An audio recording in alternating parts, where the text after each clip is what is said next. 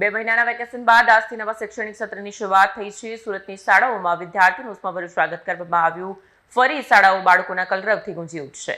સુરતમાં નવા શૈક્ષણિક સત્રની શરૂઆત થઈ છે। 2 મહિનાના ઉનાળુ વેકેશન બાદ વિદ્યાર્થીઓ ઉત્સાહભેર ફરી શાળાએ પહોંચ્યા। અનેક શાળાઓમાં વિદ્યાર્થીઓનું કુમકુમ તિલક કરી અને ચોકલેટ આપી સ્વાગત કરવામાં આવ્યું। વહેલી સવારથી જ શાળા પરિસરમાં બાળકોની કિલકારીઓ ગુંજી ઉઠી।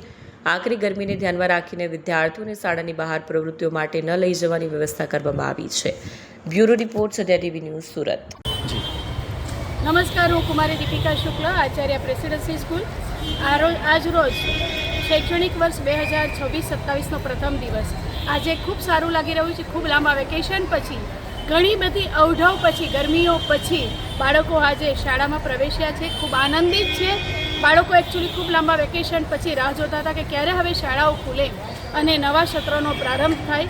આખરે બાળકોને શાળામાં જે આનંદ આવતો હોય, મિત્રોને મળવાનો, શિક્ષકોને મળવાનો, એની માટે આતુર હતા અને આજે પ્રાંગણ ફરી પાછું બાળકોથી ગુંજ્યું છે।